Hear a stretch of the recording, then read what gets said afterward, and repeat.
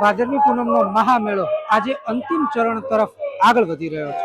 બોલ માડી અંબે જય જય અંબેના નાદથી માનો ચાચર ચોક ગુંજી રહ્યો છે।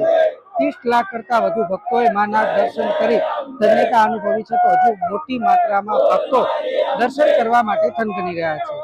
આવતીકાલની વાત કરીએ ભાદરવી પૂનમની, તો ભાદરવી પૂનમના દિવસે ચંદ્રગ્રહણ હોવાથી આવતીકાલે 12 વાગ્યા સુધી મંદિર ખુલ્લું રહેશે। 12 વાગ્યા સુધી તમામ લોકોને ધજા ચડાવવા માટે પણ વહીવટી તંત્ર દ્વારા અપીલ કરવામાં આવી છે।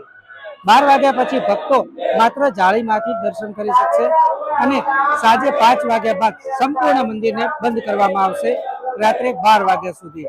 અત્યારે આજે મેળાના 7મા દિવસ સુધી ભક્તોએ મોટી સંખ્યામાં દર્શન કર્યા છે, તો બીજી તરફ વહીવટી તંત્રોએ પણ આવતીકાલે ચંદ્રગ્રહણને લઈ ભક્તોને ધજા 12 વાગ્યા પહેલા ચડાવવા માટે અપીલ કરવામાં આવી છે અને 12 વાગ્યા બાદ ભક્તો માત્ર જાળીમાંથી દર્શન કરી શકશે અને 5 વાગે મંદિર સંપૂર્ણપણે બંધ થશે।